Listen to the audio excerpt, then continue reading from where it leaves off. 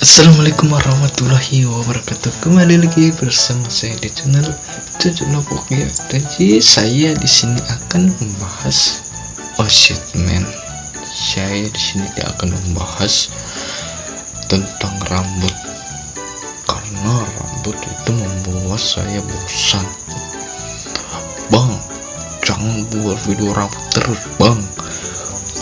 Bang, bikin konten yang lainnya, bang. Udah buatin sepi kan, itu dong. Kalau buat konten yang lainnya ya ditonton, jangan cuma rambut doang. Udah minta-minta nggak ditonton. Ini ya, kalian tuh yang minta-minta buat tandain kalau cok. Ya, jadi di sini saya akan membahas tentang yang lagi rame-rame sekarang, yaitu tentang cewek cantik psikopat ya, yang terkenalnya psikopat, yang sebutannya psikopat.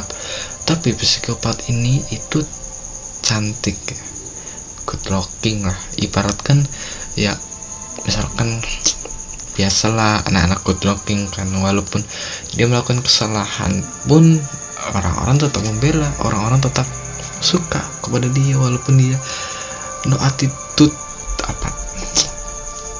tidak ada sopan santun, tetap disuka walaupun dia good looking. Saya sudah mencari artikel-artikel dari sumber-sumber ya, mengenai yang psikopat ini. Oke, jadi psikopat ini itu namanya Isabella Guzman ya.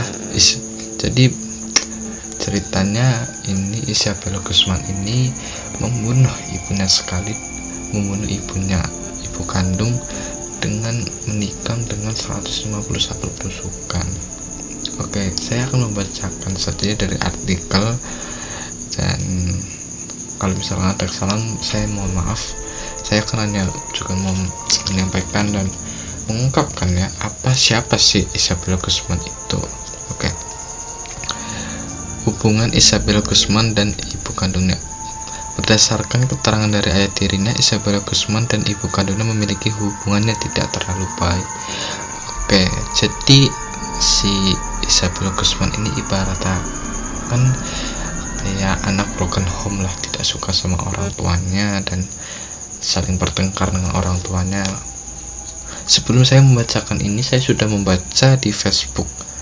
Oke, apa kita ke Facebook saja, kita kembali ke Facebook. Saya tadi sudah nge-share ya di profil saya, kisah Isabella Guzman, gadis pembunuh ibunya kembali heboh. Saya screenshot dulu. Kisah pembunuhan sadis yang dilakoni anak sendiri terhadap ibunya kembali heboh tahun 2013 silam. Oke, jadi video ini atau kasus ini ya sudah terjadi tahun 2013, dan yang viralnya pun itu sekarang. Bagaimana ya bisa viral? Orang-orang Facebook ini terlalu gampang memviralkan seseorang ya dengan mudahnya ya. Oke. Seorang gadis bernama Isabella Guzman menghabisi nyawa orang tuanya. Kisah ini banyak dicari warganet di sosial media Minggu 6 September 2020. Berarti kemarin ya, 2 hari sebelum saya membuat video ini. Oke, jadi gadis kelahiran tahun 1995 asal Colorado ini ya, Amerika Serikat tersebut menikam ibunya sebanyak 151 kali. Ini terlalu sadis, kenapa kalian masih menyukainya? Walau iya tahu parasnya cantik ya, tapi ya gimana ya, lanjut. Parahnya lagi, bagian yang ditikam adalah wajah dan leher ibunya hingga meninggal.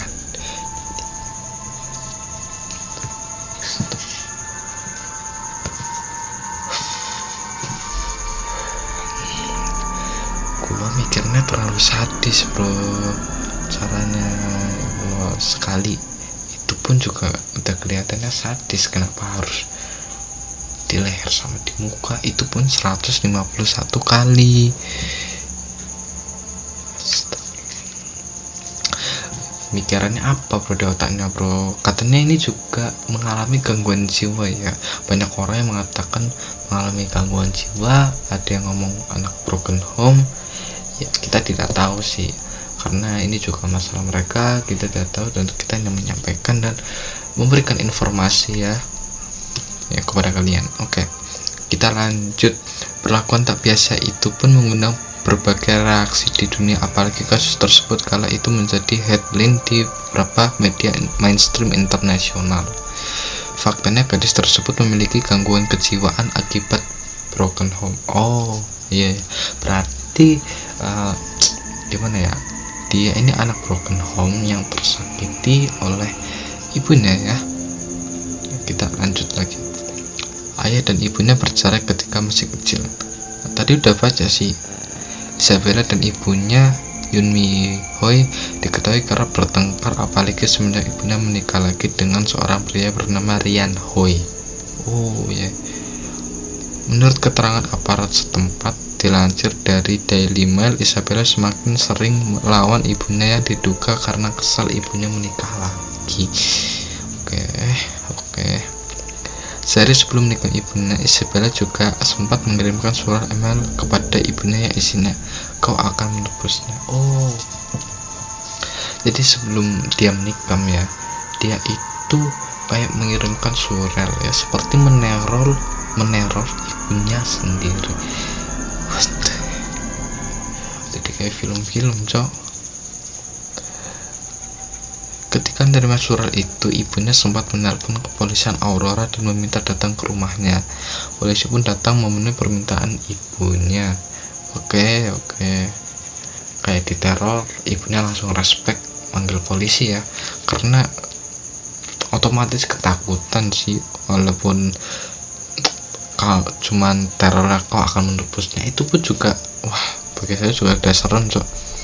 Oke. Keesokan harinya, Isabella melancarkan aksinya di rumah ibunya di blok 2600 Jalan 5 Selatan. Polisi menemukan jasad Yoon Mi Hoi dalam keadaan mengenaskan di dalam kamar mandi lantai 2 berselang beberapa jam kemudian. Oke, ini gua anehnya kan, ibunya tuh meminta polisi datang kan untuk menemaninya. Kenapa pas paginya itu dia ditemukan tergeletak, padahal kan sebelumnya kan juga sudah menelpon polisi untuk menelponnya. Why?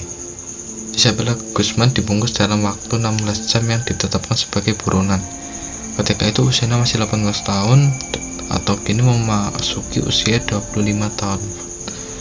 Pengadilan Colorado sendiri memvonis bahwa Isabella tidak bertanggung jawab. Dia dikirim ke rumah sakit pemerintah di Pueblo untuk menjalani perawatan kejiwaan, alih-alih dikirim ke penjara.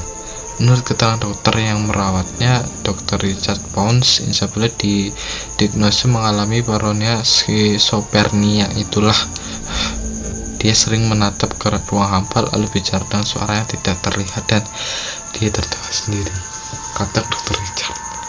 Aku merinding cok. Berarti kayak ibaratkan anak indie home cok, dia bisa melihat di pojokan sendirian kan, dia bisa melihat dan dia tertawa sendiri dengan siapa itu ya. Oke, kita akan melihat fotonya ya. Wih, iya cantik, emang cantik, tapi otaknya ini nggak dipakai cok. Oke, kita lihat.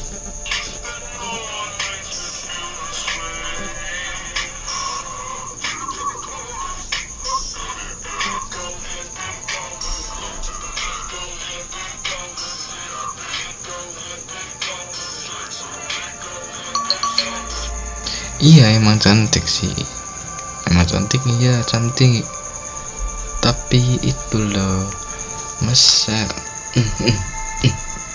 ini tuh tak dipakai gitu loh, udah cantik tak dipakai kan. Oke, kita cukup punya video-video lagi ya ini.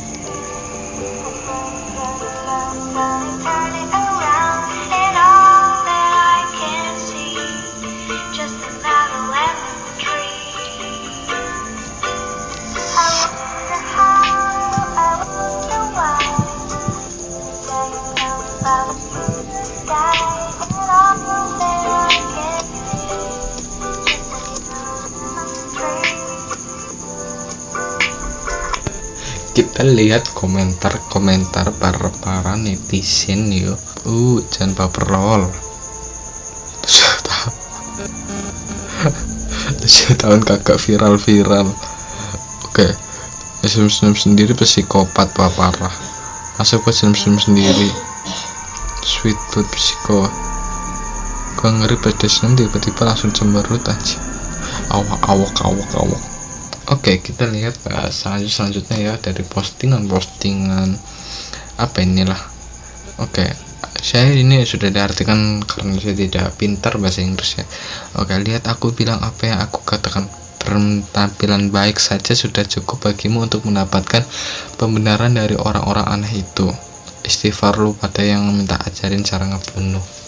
Ini loh buat kalian yang sosokan buat story bro cara tutorial dong, cara ini apa itu ngebunuh ya, apa itu pun terinspirasi dari video ini ya, dari wanita ini. Bro, please lah, otak kalian dipakai, kalian sekolah kan lama-lama kan dipakai cuma buat ginian doang. Apa itu fungsinya cuy? Please lah ya, apa itu cuy? Ini kita lihat. Oke, kita lihat sweet but psiko manis bet nih mbak. Kalau dedikasi bagi ke aku juga ya. Oke, gue ngefans sama psikopat.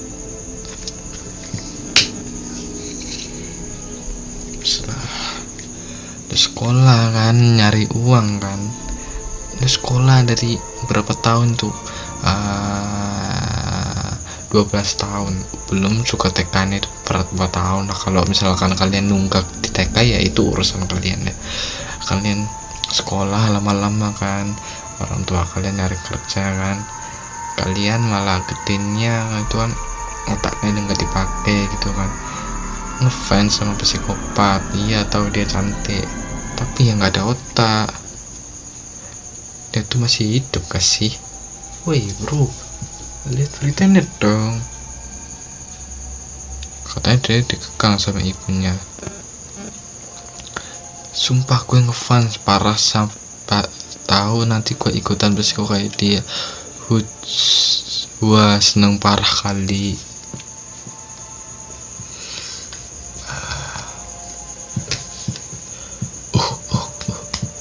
Jarang ketahu aku cok mau bilang apa cok. Ya tuh nggak ada yang videoin pas bunuhnya. Nah iya, tutornya kak. Jujur ya, mukanya ngepostenin tapi gue ngefans ngefans dari apanya bakat kan. Orang lain mencari bakat sulit ya kan,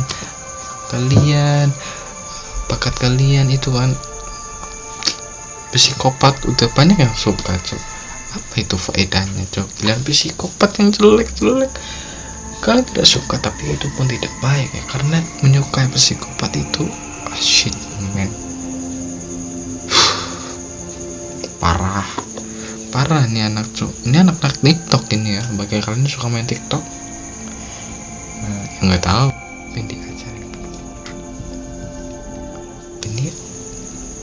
ini orangnya atau siapa sih kok bisa suka sama psikopat gitu. Please lah, membunuh orang tua itu apa yang dikagumi, apa itu yang disukai itu.